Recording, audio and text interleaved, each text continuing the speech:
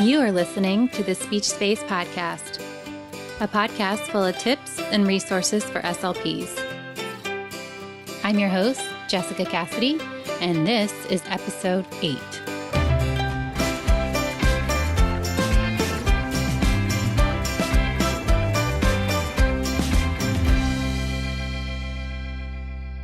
Hey everyone, thanks so much for tuning in to the Speech Space Podcast.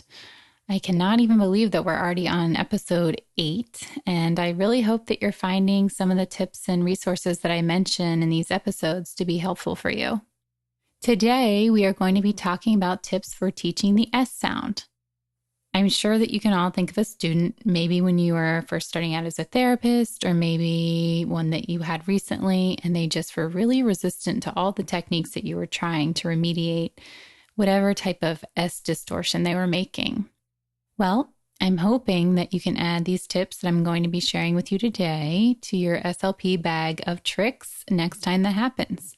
So let's dive right in and move on to the tips. Tip number 1 is to use some really good verbal cues. So one of my favorites is to ask my students to pretend that their upper and bottom teeth are coming together like a cage and that their tongue is a snake, and we want to keep that snake in the cage. So I definitely use a mirror with this activity, and every time that tongue starts to peek out, if, we're assuming that this is for a student who has a lisp, every time that tongue peeks out, we talk about let's keep the snake in the cage. So they usually really like that. They think it's fun and funny, and it gives them a little bit more motivation to try to keep that tongue hiding within the cage.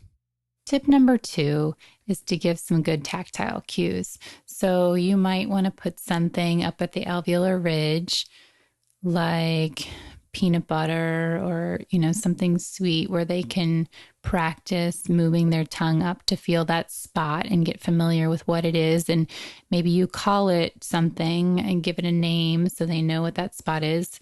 Alveolar ridge is kind of boring. I know sometimes calling it the spot can be effective and simple.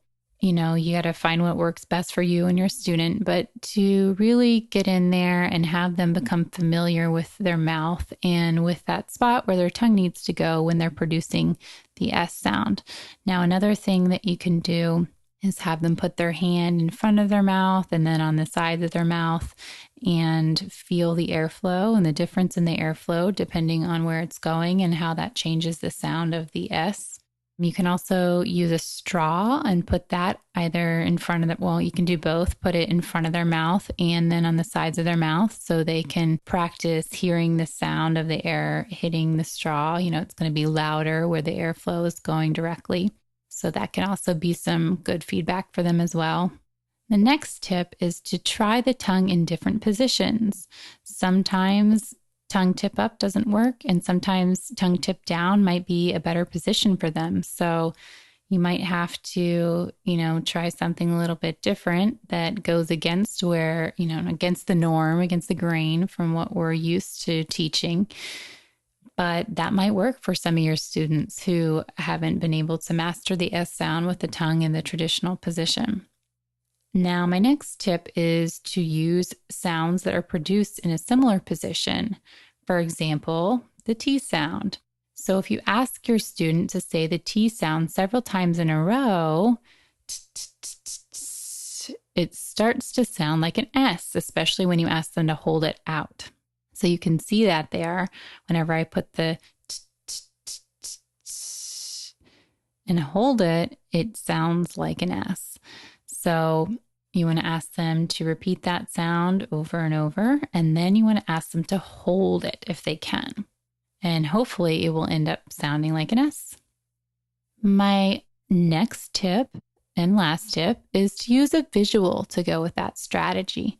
So one visual that can be pretty effective is a slide, and each step of the ladder of the slide, you're going to have them make that T sound. And then as they go down the slide, you're going to have them make that long stretched out T, or, you're going to ask them to hold the T, whatever verbal cue you've given them as they go down the slide. So they climb up and then they slide down just like that.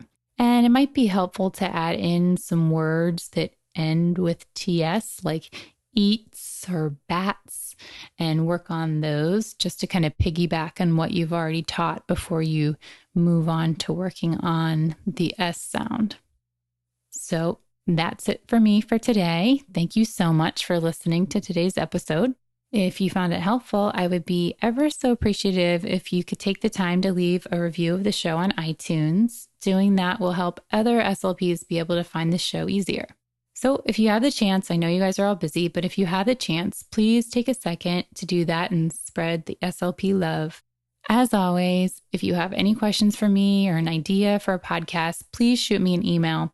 My email is jessica@thespeechspace.com. Thank you so much for tuning in today, and check back next week when I talk about using nature in speech therapy.